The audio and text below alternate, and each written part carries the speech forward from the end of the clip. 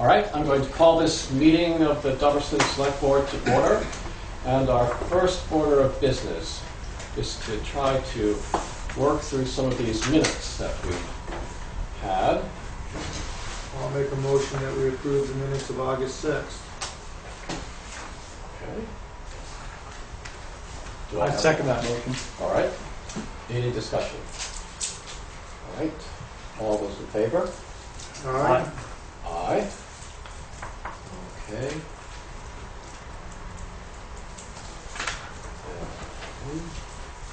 Then, let's see, we've got June 25th. And Joe Cook, Steve Playback, and Z Goodman there. And this is the one where we've had Fletcher Proctor sent us a letter that he was taking issue with line in the minutes that stated that the Learning Collaborative had offered to give the town $3,338 annually in lieu of property taxes, and he says that the Learning Collaborative never did that. So, What I would suggest once, well, actually, somebody's going to make a motion on it and second it. So we can have discussion. I move we approve the minutes. And second that. okay, now discussion. I would leave, if I was going to vote on that, I would leave it the way it's written. I mean, that's what was said at the meetings, at several different meetings, and there's no need not to have it in there. Okay, any further discussion? I think that was, I recall that being bandied about. There's one meeting that took place that's on tape where we met with the representatives from the Learning Collaborative where it's discussed, but it's not actually made as a proposal. And I recall other meetings where I think it was discussed. It definitely was. So we could go ahead and approve this and face the wrath of Fletcher and Proctor. I mean, like I said, I would do it and see where they stand with what they said they were going to do. If they don't do it, they're not tied to do anything. I mean, it was their word, and let's see where they go with it. Okay. I think in a previous meeting I was in favor of taking it out, but after Lewis's comments, I guess I would consider leaving it in. Okay, so we have a motion to approve these minutes as they are, and it's been seconded. Any further discussion? All those in favor? Aye. Aye. After And you know what you you're can gonna do. vote. So there we go. Already been signed. All right. 2 down, 1 to go. This one is We can't do that one. July 9th. And because Guru Dharam Khalsa isn't here, we have to kick this one down the road. We'll get them all signed sooner or later. Eventually. So that one's set to go. And where did that other one go? You have those minutes set. Okay. One thing that would help me, Z, since there are so many folks here, I'm wondering, can we get an attendance sheet since I'm doing the minutes and don't know everyone? Thank you, Charlotte. Good. Okay, moving on, we have bills for payment. We have warrant 4, warrant 4P, and payment to the Conservation Commission, number 2. I'll move that we pay warrants for 4P and Conservation Commission number 2. Second it. Okay, any discussion? All those in favor? Aye. Aye. Aye. There we go. Start over here. Okay, so now we're going to have a discussion of the West River Trail, Rice Farm Road, and we have people representing the Friends of the West River Trail, and we have residents from along the road and other interested parties, I think. Let's see, this was suggested as a means of the Friends of the West River Trail explaining their proposal that they have put in a permit for, and opportunity for residents to ask questions, and opportunity for our zoning administrator to explain the permit process that they're engaged in now. And I was thinking maybe half-hour tops is what I'd hope to be, so I might limit some discussion.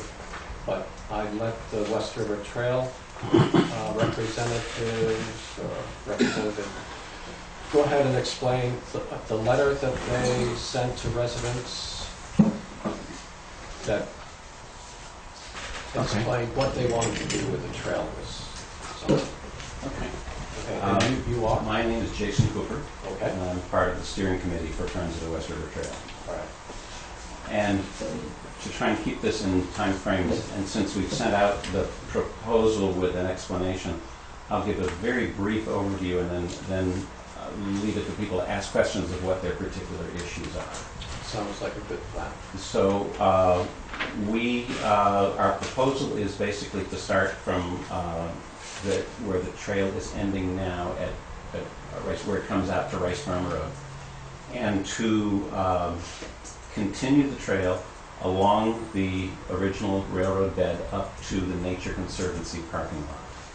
And most of the reason for this permit request is because that is in it's not considered the flood zone, but it's a backup floodway or something, but is subject to state controls requiring that a permit needs to be applied for. So what our intent is to replace where just north of where the trail ends now, there is a brook that crosses where there used to be a railroad bridge, and we want to restore a footbridge there. It's approximately, I guess the walking surface is 4 feet wide, the entire thing is 6 feet wide. There's a drawing in the proposal that we put out. And then to make the minorest improvements we need to the surface of the trail to make it so that it's easily passable by bicycle. Our sort of stated test of the extent to which we want to improve the surface is enough to make it so that a child could easily ride it on a bicycle. We have no desire to make it any more of a project than that, to have any more impact than that. This would come down, it would end up where Rice Farm Road crossed the old railroad. We would then end up needing to put together some sort of crossing there. And when I say some sort of crossing, there'd be a tiny bit of grading to bring the trail down and up from the road. But our biggest concern there is making sure there is adequate signage to protect both the people on the trail so that they know they're coming to an intersection, and for the people who are on the road so that they know they're coming to a trail.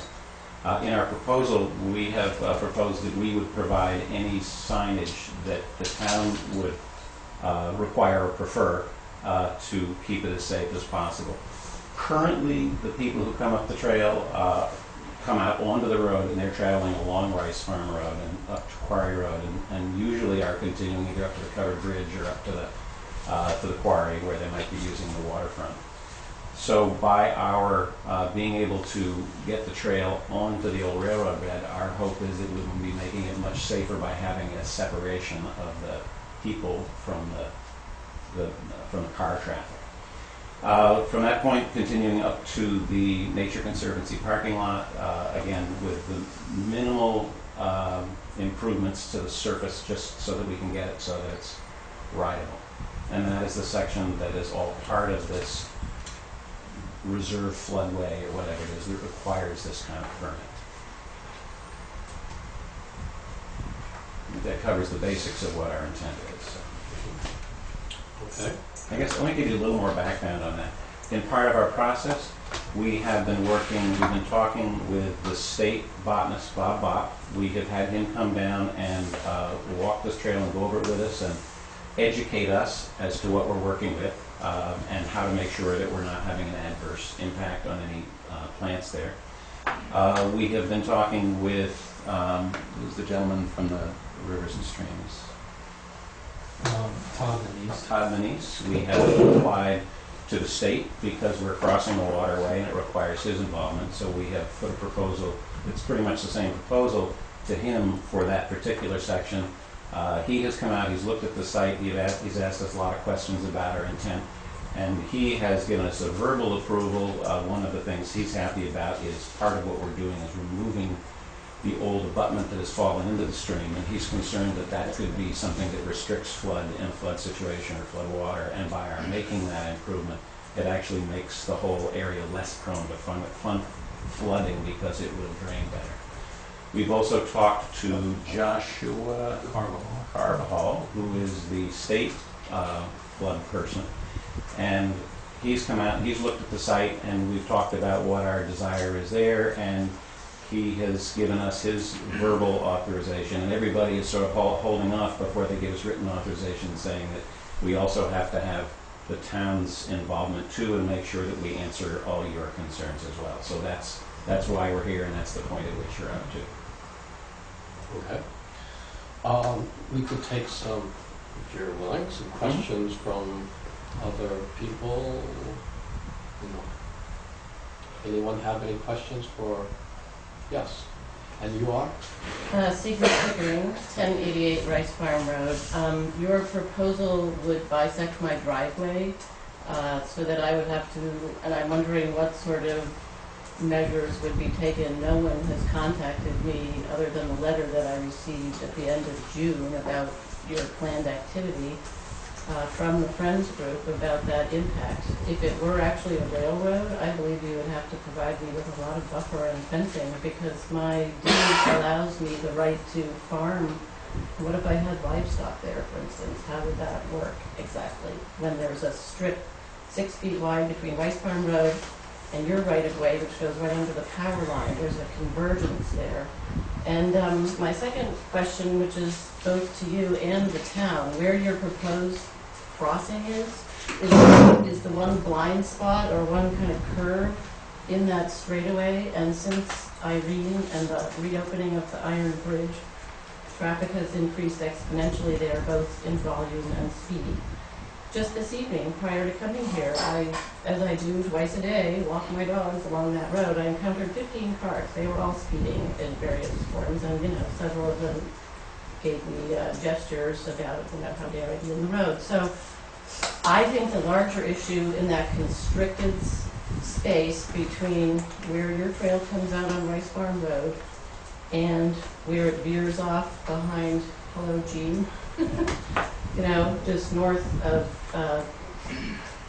the parking lot to the Nature Conservancy's trailhead, ought to keep it all on the road, and it gives a great opportunity to actually enforce the traffic there and to have a kind of multi-use activity. Because my concern since 2 years ago when we first spoke and I had you to my house,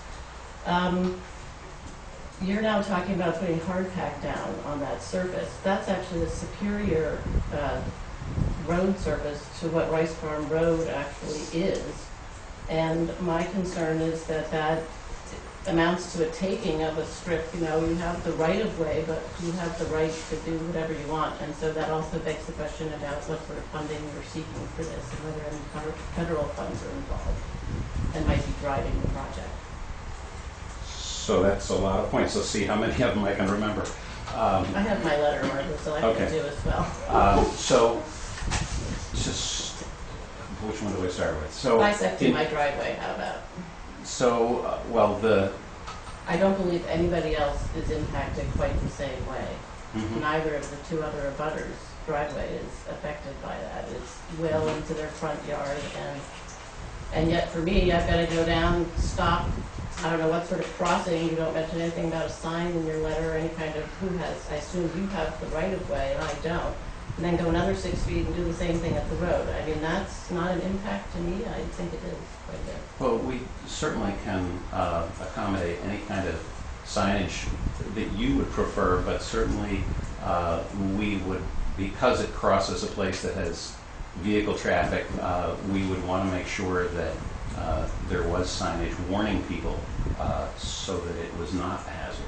And we would want to do that in cooperation with you and to work that out in a way that meets everybody's needs to keep it as safe as What possible. about fencing and buffers and that sort of thing? Vegetative buffers. If I have a crop, if I elect to farm there, Mhm. and I've got a right-of-way going right through it without any restriction other than signage, that's just an invitation to vandalism and theft, and that's not really gonna work for me. We can certainly work on fencing. That is not a problem. We can do that if that's what you need. What about vegetative buffers? I don't know what that means exactly, but we're certainly, Landscaping in addition, we because can of absolutely talk about that. So what I've noticed is, yeah, huge, I mean, 3 years ago, 4 years ago, before Irene and before the Iron Bridge reopened, and gee, maybe you can attest to this, well, I probably saw 15 cars in a week on that road, Mhm. okay? I didn't have to leash my dogs, I could go freely up and down that road and really not have to worry about anything. That's not true anymore. Every day, it's, 30 to 50 cars hauling, like the banshees, trying to get to wherever it is. They think this is a shortcut. And there's a lot of traffic, people using the trail, and that's fine and well, but most of them don't leash their dogs. They see it as an opportunity to let loose, they come out from Brattleboro, and I find my use of the trail has gone way down. I tend to go to more remote areas of the mountain now to recreate because it's just too busy, and there's just people there. They don't seem to know where the boundaries are. They're all over my property and everybody else's, and it's a sanitation issue because you have a destination without any facilities, and I find dirty diapers and all sorts of stuff out there. So there's a multi-use issue that I think maybe needs to be addressed with the Nature Conservancy because you allow dogs and bicycles, they don't allow pets. So I want to interrupt you just for a moment because I know we're on a tight Sorry, thing, I'm and it done. seems like That's we're all coming my around. issues, but. But some of the questions I can answer quickly. One is in terms of the surface material. We're not planning on turning this into an Army Corps of Engineers project and putting a big swath. In the places that are unstable, where they're a little muddy or we need some fill or something, we would use that if that's what we need to bring in to stabilize it. For the most part, we don't want to put any of that down. We don't have to. It's expensive. We'd like this to be a meandering path through the woods to the extent that it can be in the place that it is. Also, in terms of the traffic, that's something that is really the town of Dummerston, how they handle their roads. There's nothing that we do or don't do that's going to affect that traffic. Getting people off of that road will make it less of a hazard.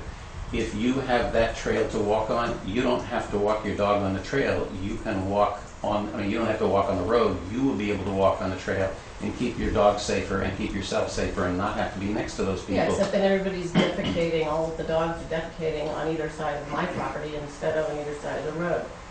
The problem is that the speed limit there is 25, and nobody is going that. So That's that's a true. larger issue for the town. But it also is an opportunity, because what you're saying is you're going to allow everybody to just go as fast as they want on the road. No, Because I- you're going I- to be I don't buying, think you're he going to has- be moving people off, the vehicles, because you're going to allow the recreation to occur on a parallel track, which is, having 2 tracks of traffic, basically. And if it was a railroad, there would be a schedule. It wouldn't be a 24/7 recreation thing with people dispersed all over the place. It would be a train going through at certain times of the day.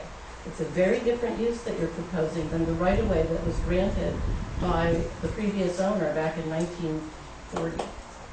Okay. The letter that Ms. Pickering wrote was also addressed to you, so I'm assuming that. Yes, the I have seen a copy of Okay. that, and I Good. apologize for not getting back to you. This has been an extremely busy time for me. It's been And 2 years, Jason. The first Well, I I'm- heard was this year about your planned activity, okay? So Okay. I know you're busy, but I'm going to let some other people talk, thank you. ask questions. Like, yes. Lance, just a question. Has the actual ownership of the right-of-way been determined as to whether the Friends of the West River Trail actually have legal title to the right-of-way, or is it still in limbo? That, I don't have the I'm answer. just asking. Yes. Okay, Oh, well, let me good. try and It's answer a that. good question.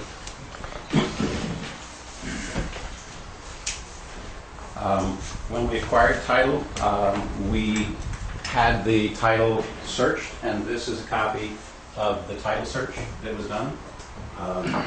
And according to that, it is good title. We'll give a copy of this to the town for your records as well. So according to the title search, it is a good title. We've also had this looked at by several other attorneys, Jim Maxwell being the one who did the initial title search. Paul Gillies has looked at it and given an opinion. He believes it to be to have integrity as well. And there was also a very detailed analysis done by Mike Donahue as to the quality of the title, and also concurs. So, in the opinion of all of those people, it is a valid title. Jason, with all due respect, isn't there a contrary opinion by Bob Fisher? I believe that was actually written by Jody when she was part of that partnership. And they had some questions that were raised, and that was an interesting letter, because in that they were inquiring as to the interest, but they chose an interesting position. They looked at this in light of Section 19, VSA 19, Chapter 7, which has to do with the discontinuation of or reclassification of highways which are taken under eminent domain by municipalities. So this is very different for several reasons. First of all, it wasn't taken by a municipality, it was taken by the railroad. It was not taken for a highway, it was taken for a railroad. And it was odd that they chose that, because if you go just a little further down to VSA 19.1.10E, you get to, see if I can find the right piece here. This statute says that in those cases where continuation of freight railroad service is not economically feasible under present conditions, to preserve established railroad right-of-ways for future reactivation of rail service, trail corridors, and other purposes not inconsistent with future reactivation of railroad service, it is the policy of the state of Vermont to preserve those. In essence. So, What date was that act enabled, that statute? I can't tell you, I do not know what date it is. Because I believe the earlier statutes that apply to this specific case allow reversion in the event of abandonment of railroad. It's my understanding that even if you do assume that the title could revert, it would take a court action to do that. You would, the owner that was trying to claim that it reverted to them would have to file a petition with the court and request that to be done and sanctioned by the court, at which point a title would be issued to that. But at this point in time, the title to this property is in our name. I don't think that's quite correct. Okay? Now that begs the question of taxation. Yes.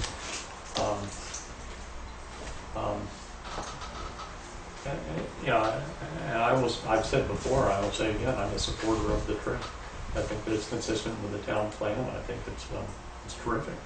I guess I would just make a friendly suggestion to you folks, and I have spoken with Alex Wilson about this. I think it's not in the best interest of the West River Trail to own that property. You don't want to be looking at a tax bill, I wouldn't think. And I guess I would have, if I had been involved, I would have approached the landowners a little bit differently. I would have asked permission, rather than say that these are our plans. And I think that you might have had a little better reception.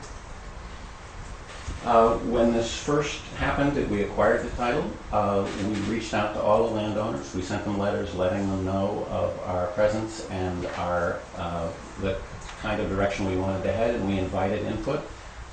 2 years ago, when I was able to contact Sigrid and the other neighbors there, I talk to them about our desire to make this kind of expansion and what the group was trying to do, and encourage their input. And as we were getting closer to this, consistent with what we've been saying all along, we sent out another letter to notify people. So I think that we have reached out to let people know and to try and encourage their involvement.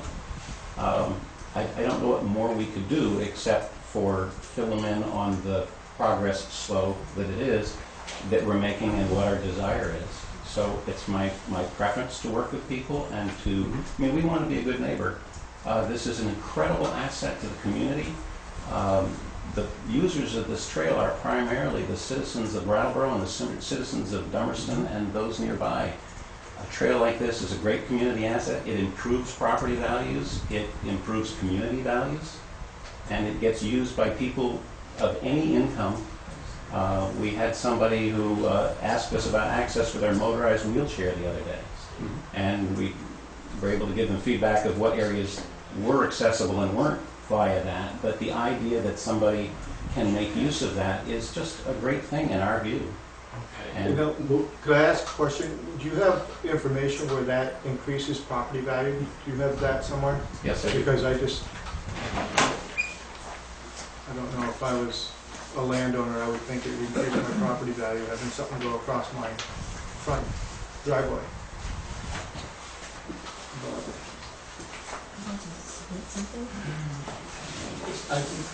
Peter, did you have? Do they have a parcel, tax parcel, in Dummerston or in Brattleboro? No. No. And I'm wondering why that is not, why you don't have a parcel in either town. And the landowners continue to pay your taxes. Who asked about? There was an analysis done by a real estate agency down in, I guess it's Northampton, and they were trying to analyze what the impact of trails were on sales.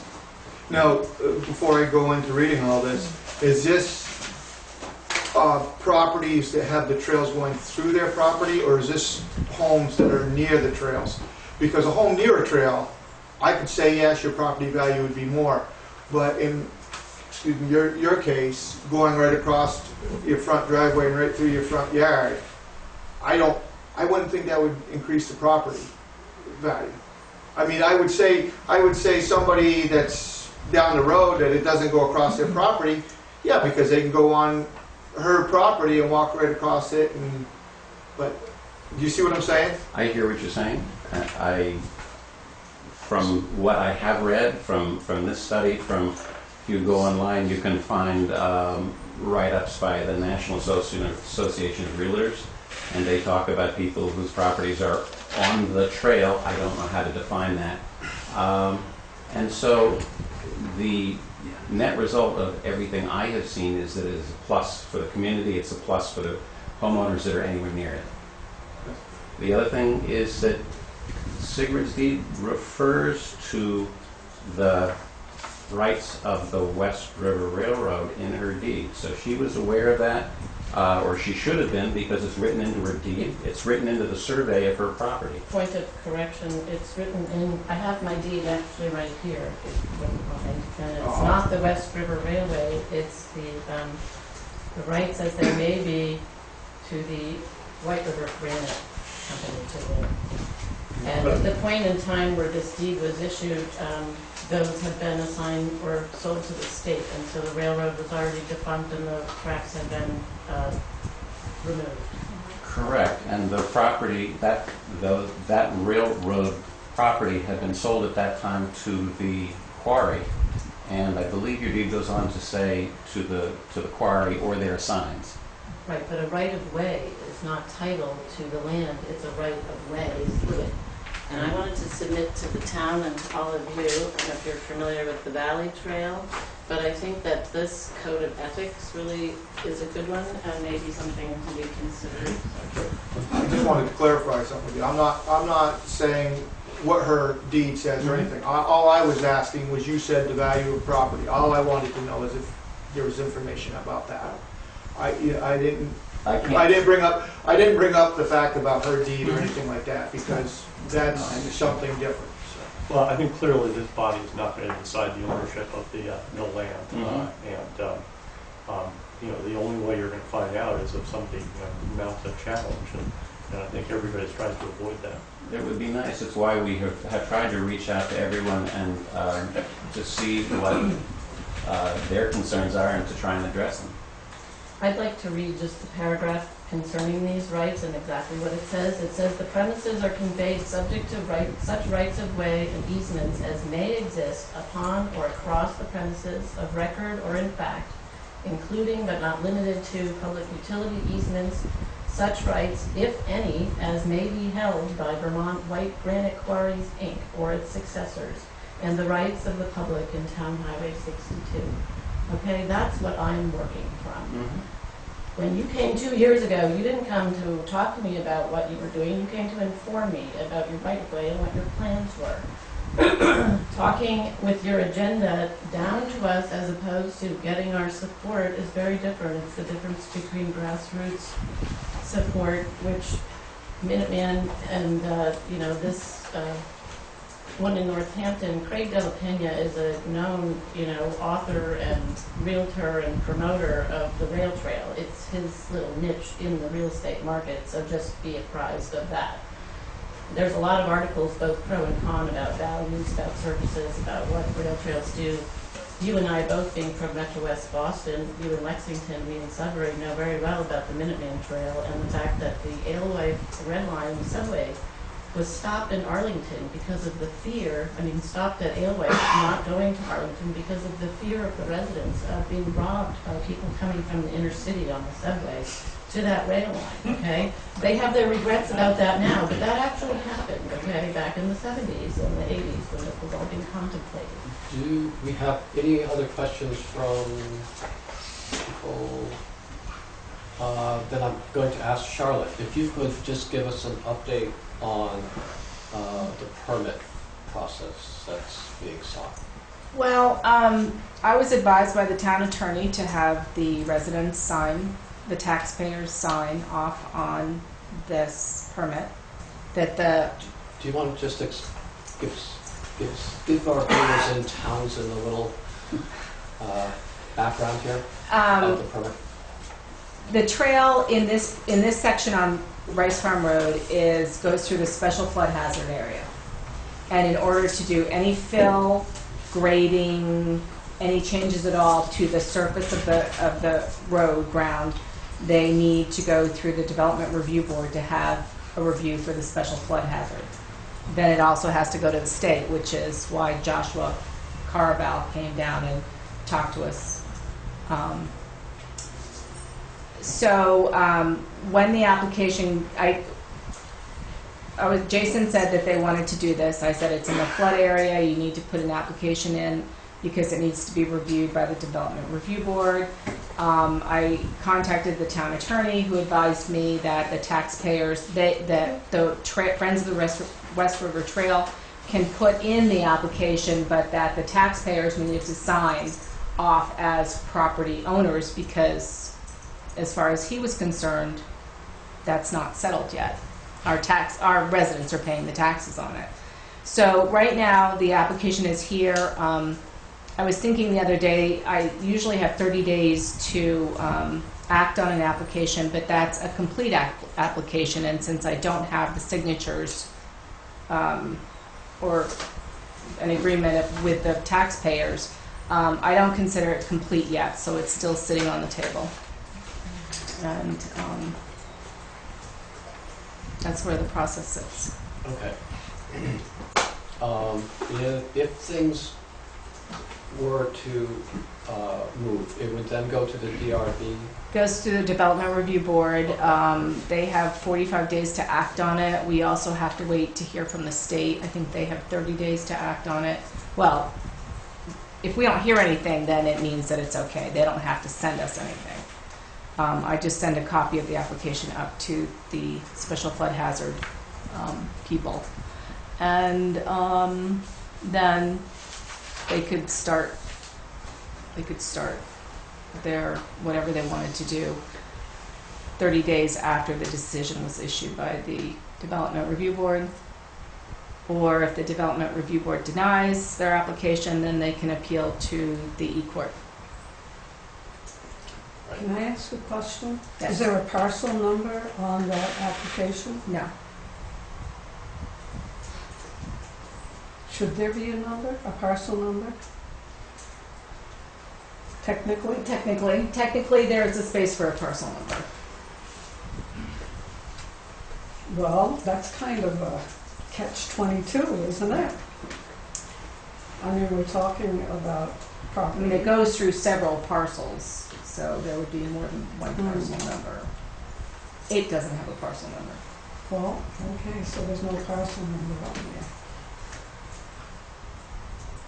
So, as it stands, West River Trail has application in, you're not considering it complete, so it's just sitting Correct. there.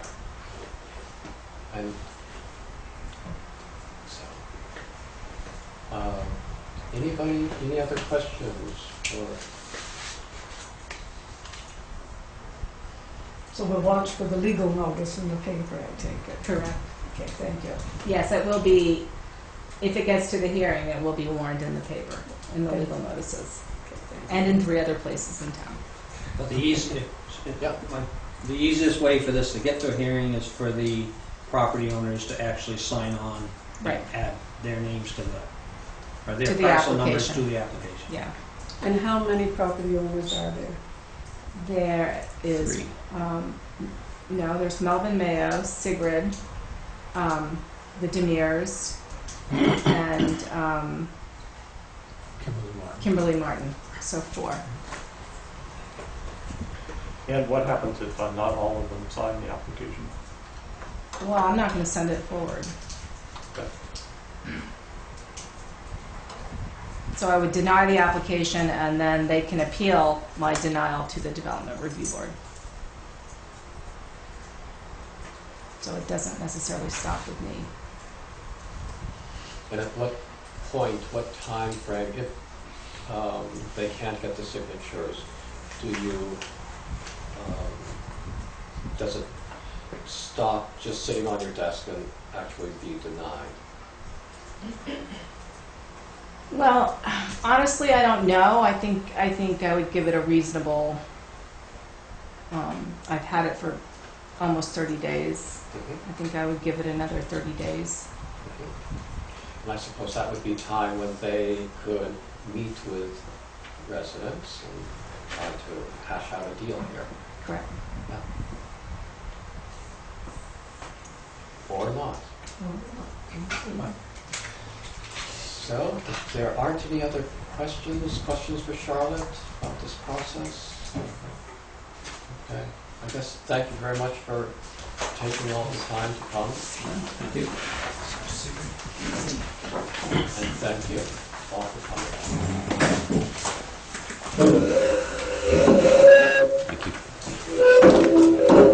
Jason. Pretty close to a half hour. You did? Okay. I did pretty good. It's pretty challenging.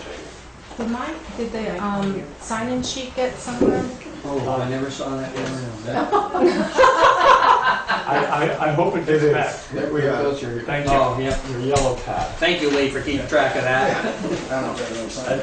All right, I'm just going to add that a resident, Hakan Shir Demir, wrote a letter with some questions, but over the course of this discussion, most of them, were asked, if not answered.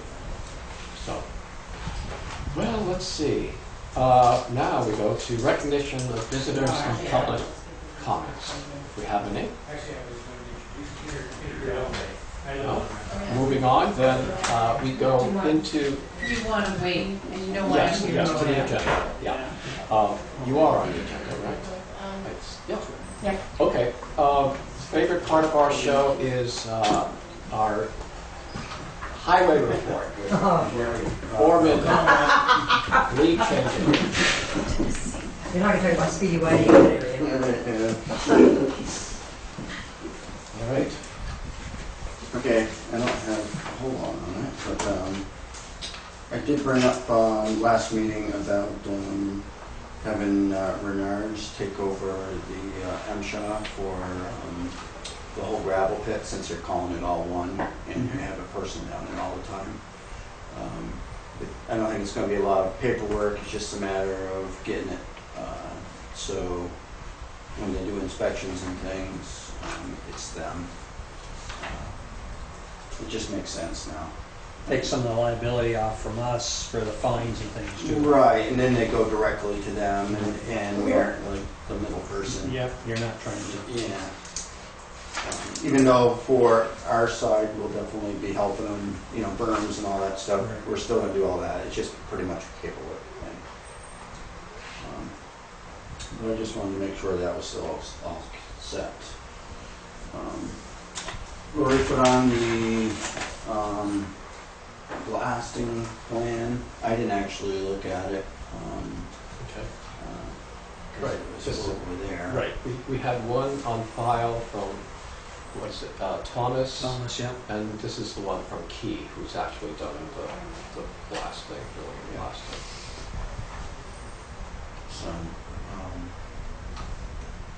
are you interested in seeing that? Or did you have a copy sent to you? Yes, a copy Oh, was okay, sent to me. all right, okay, Yes. Yeah. all right. I just wanted to make sure.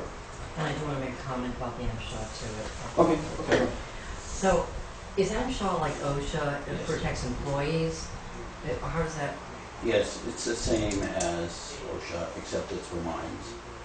okay, so it's protection of the employees, doesn't Um, protect the environments, anything like that, it's for employee Well, protection? they would protect the environment Yeah, too. Yeah. I do. Okay, It's, They would cover noise, yeah. okay, runoff issues, equipment right. safety issues. So by distancing the town from the pit, and Steve said that, you know, if they got fined for some reason, then the town would be free of the obligation to repair that fine.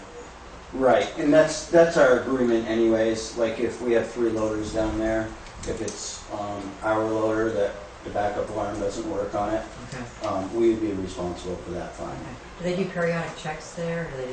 Yeah. They do? They actually once a year, they have a surprise inspection. Okay. Because I didn't go as far as you, Steve, by saying when they get fines, and I would say, well, if they did, and more positive, we're hoping that they do Right, everything properly, so they do not. Usually when they stop, they find a reason to be there. Yes. Okay. Yeah.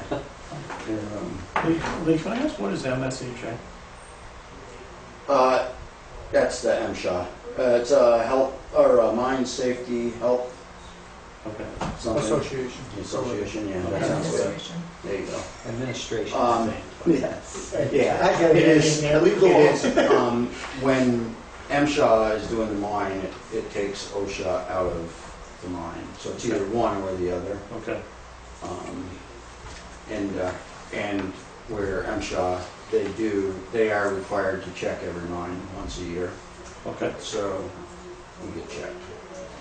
So then basically MSHA is the watchdog for the mining operation. It's for here, for Okay. everywhere in the country, All right. it's the same group. Okay. And they're very thorough too. I mean, Oh, yeah. if I drove in and my tail light was out or I didn't have the Right, right it's fine. gear on, I'd be fine. They're, On that one single snapshot of a visit though, yeah. I mean, you could, you know, if you knew they were coming, you could step You up don't know and- they're coming. Okay, Right. okay. Claudia, you had a question. Okay, so I think I understand how this could negatively affect the highway department if there was a problem. I think I get that. So I'm just trying as an abutter to understand how, as an abutter to the Renault gravel pit, to understand how this, like the implications of it as it pertains to Poplar Commons and myself. And why was the town ever linked to the MSHA reporting for the Renault gravel pit? Why was there that association? We actually, when we went in on that, the smaller gravel pit, or the Hidden Acres part of it, we're like thirds, and since the town does Carpenter Pit, MSHA already, then we just figured we'd just do that. That was just part of the agreement. The paperwork isn't terrible. It should just It's just a matter of everybody keeping up on their equipment. I mean, you mean paperwork that you have to submit to MSHA? Right, quarterly Quarterly reports, paperwork. and it's pretty much quarterly reports, and then where the fines are sent.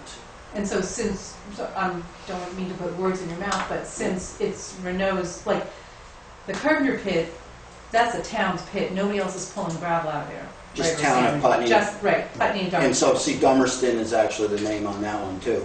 See, where Putney, we have the same responsibility there, but the town of Dummerston's name is on Carpenter Pit. So if It's there just was a a matter of picking the problem, an MSHA problem at the Carpenter Road pit, Putney wouldn't have, their name isn't on that permit, so they wouldn't get any fine, they wouldn't share in the fine? Yeah, they take care of their fines, we take care of ours. If it's Okay. a mutual fine where, berm isn't high enough, where they, then we split the fine. Okay, so then, was Putney similarly linked to the Hidden Acres Renault gravel pit? And if so, are they also seeking to disassociate themselves, MSHA-wise, from, like what you're asking to do here? I was involved setting the thing up 2 and 3 years ago, and basically it was a way for Dummerston at that point to try to control some of the things that went on in that facility, and also at the time, I think Mike was happy not to have to deal, if I don't want to put words in his mouth, but to deal with it and let Lee deal with it. The negative or the downside of that is Lee's not there 24 hours or 12 hours a day, 5 days a week or whatever. And they have a representative that's there all day long.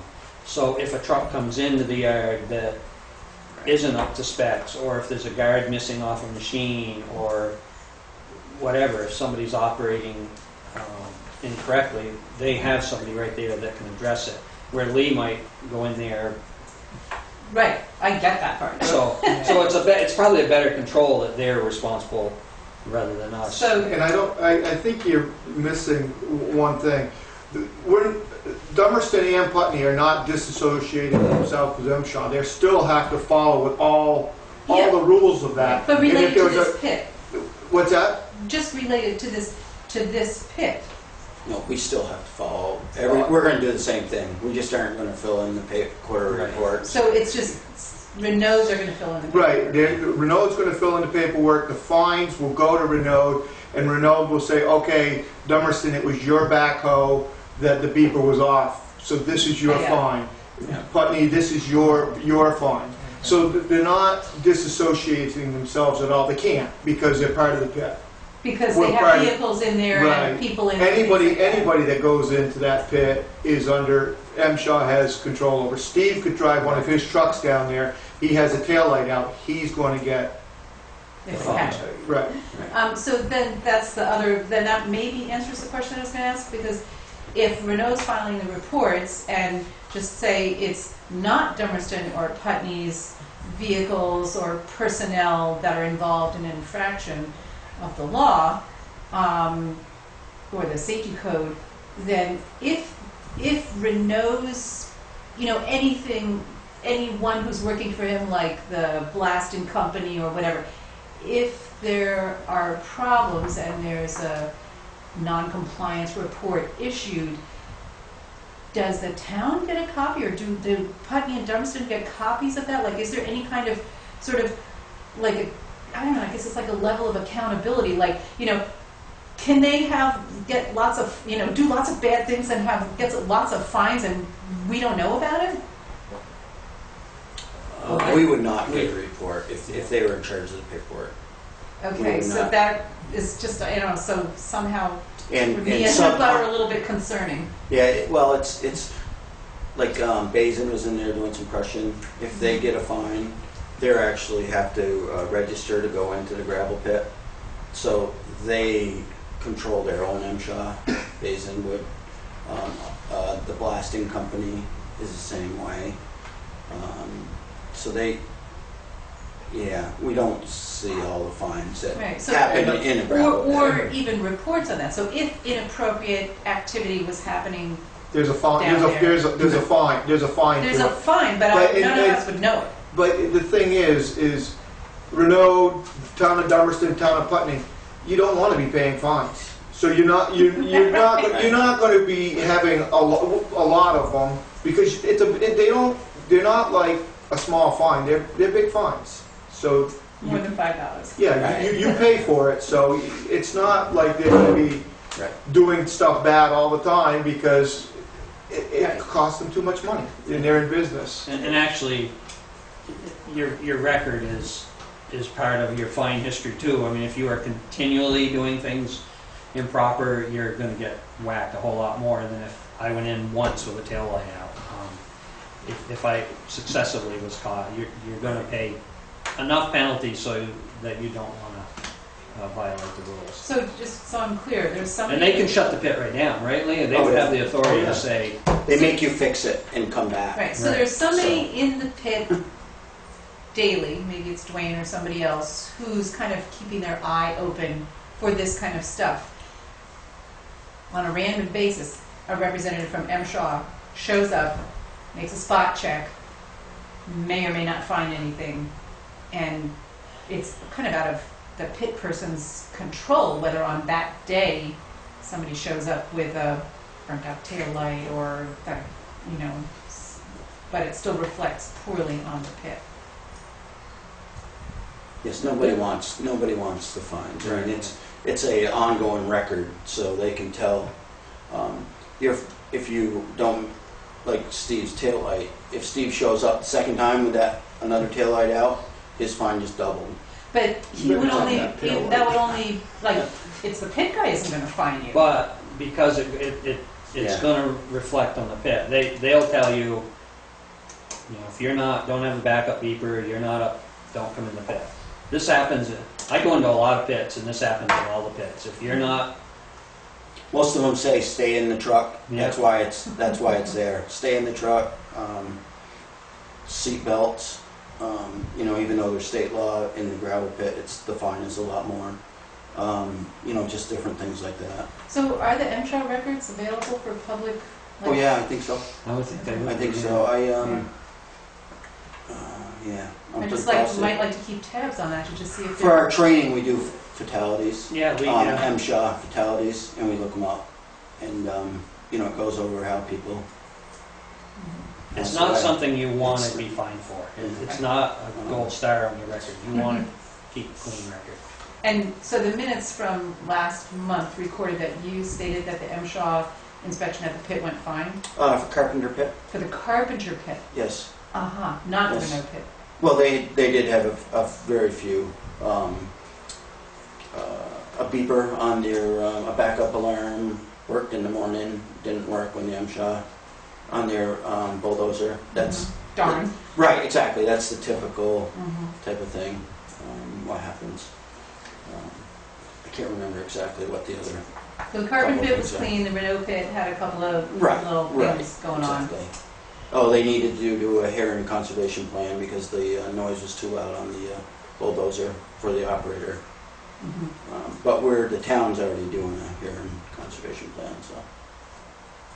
What did you say? A hearing? Yeah, exactly. All right, I got it. I think that's a good job. Like every year, you hold an MSHA. Training and So this is something that's taken seriously. Yes, right. And we just can't afford fines. It has to come out of the budget somewhere. So part of, as I recall, having Dummerston do the initial MSHA was just that Lee does a very good job at this. So I felt it was in good hands. Okay. Thank you. You're welcome. All right. Lori printed up, or Pam printed up the job description, and would like to put that in the paper, or not the job description, but a ad for a highway person. I would like to put it in the paper on, I think she said Saturday the 23rd. Kind of thinking like the 11th of September for applications to be in. And then we'll do some interviews, and then the 18th hire somebody for around October 1st. That's sort of the schedule. I'll make a motion that we approve the updated job description for members of the highway crew. Second. Okay, discussion? Are you running this by any chance in McKean Sentinel? No, I would encourage that. We had terrible luck using, and in Keene, we've had really good luck. A lot of applications and some very good people. Just luck of the draw, we've had terrible luck. Would that matter about paper? The reform? I'm telling you, I would try to keep it. Yeah, I'll mention that. I don't know if there's just more people looking for work over there or what, but, Yeah. and we've had some really good applicants, which is nice. And I did talk to Zeke a little bit today about, and I didn't have any real numbers, but you know, like when we start doing the interviews, what the starting pay might be. But I think we can wait till next meeting and kind of see. Job. Yeah. He wasn't Yeah. saying me taking the job. I would like kind of a wide range because people without CDLs can apply, and I don't think they need to have incentive to, well, they have to get their CDL within 3 months. Yeah. So, and then you might get that person has a lot of experience and CDL and all the and endorsements. knows how to weld and all those kind of things. So, that was my only other thought on that. And we'll just hope for the best. Okay, got a motion, second, any further discussion? This job description? All those in favor? Aye. All right. I didn't have anything else. Oh, there was one email, did you get this? Oh, yes. I thought that Um, was going to be brought up. No. No. Just No. She has, on Fallsbrook Road and Hague Road area, we've had a complaint about some rough roads. She has mentioned it to some of the guys in the past. And, yeah, the roads are going to need some grading once we get some moisture, but we're planning on September, October, going around everything anyways. It's just a matter of if you do it now, I don't think we're going to make it much better. I know Rice Farm Road is Getting choppy. I've had a couple calls on. Yeah. Isn't much you can do. Yeah, I touched up one hill the other day. Yeah, oh, did you? Oh, good. Yeah, Oh, okay. but it could be rough again.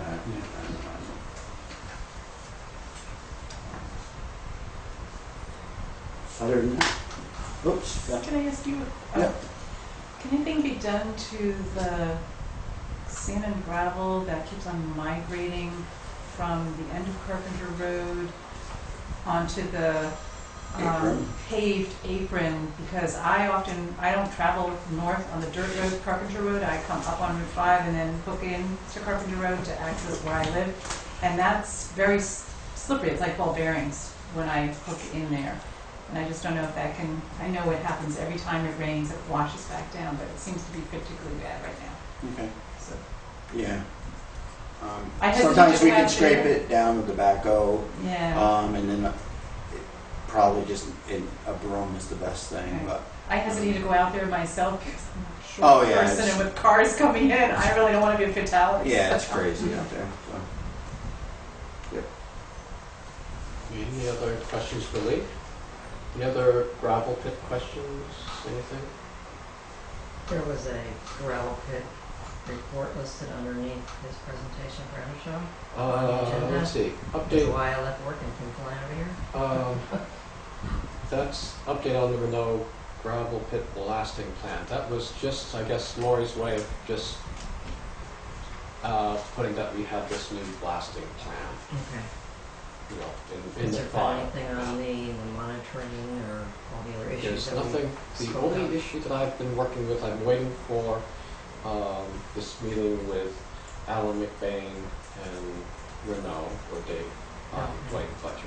Do you anticipate that's going to be in the near future? I hope it will be.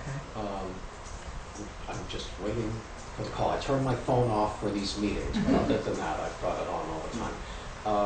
And let's see, it was just dealing with the north side of the gravel pit with public relations is what most of my last week was dealing Yeah. with. So no real update other than this. And the copy was sent to Alan McVeigh. This also. Okay. So, how's the Quarry Road culvert? Project going? Yeah. The metal is gonna take longer to get made. So they might have to ask for an extension to be in the brook. So I don't see anything happening any earlier than like September 15th, besides maybe the trees getting taken down. But there has been a little delay there. But other than that,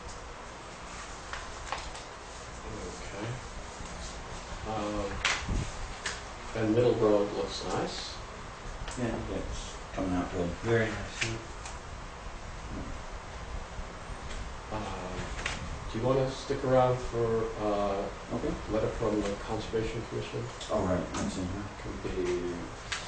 Okay. you might just sit right where you are and All right. go through this. Okay. Is any other questions really? Okay. Anything under correspondence for information that you want to discuss? Well, we tell slowly enough for you. Follow it so far. Okay. Okay, that brings us to the letter. The Conservation Commission sent us a letter. And they are, just reminding us how that they have many qualified people in various fields on the commission.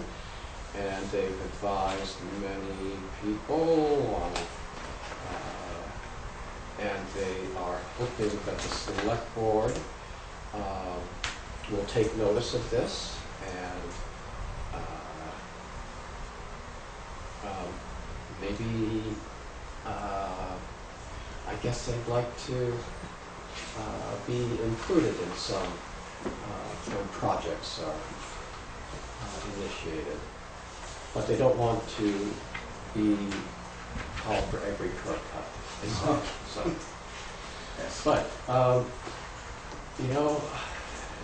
you have talked with them, or? Yes. Yes. I did talk to, I can't think of his name. First house on Hague Road. Al. Yes, Anderson. John. John Anderson, John, yeah. yes, and about the project. I did talk to him, but the next one we do is I'll just try to get a hold of them and see if they have any people who are interested in any input or pretty much for all these larger ones it's all A&R permits anyways, so it's not like we can go in the brook and do whatever we want. Yes, I think that should be clear, that you aren't just deciding to Right. do this, and there are permits and very stringent. Yeah, and they tell you what you can put in. I mean, it's pretty much out of your hands.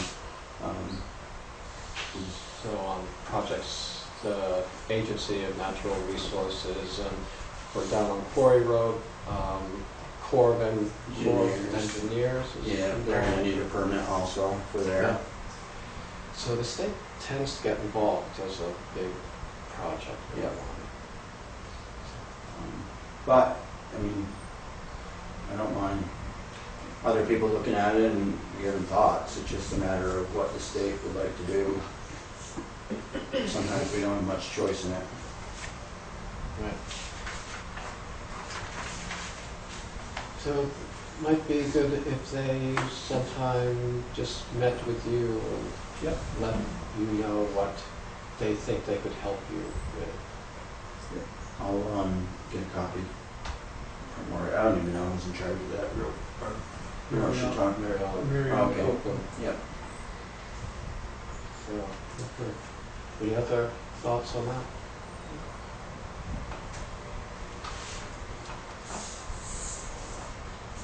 Well, Okay. guess we're done. Good night. Thank you. Usually, So, unfinished business. I don't recall there being anything other than that drug or alcohol. Right. So, we could move right along to the updated zoning DRB fee table. And, let's see, where is that? New business. I didn't make copies for everybody. Okay. Trying to save paper. Oh, okay. Any development review board has to be, we have to put a legal notice in the paper. Yes. And they've gone up to about $95 for just the basic amount of information that we have to put in.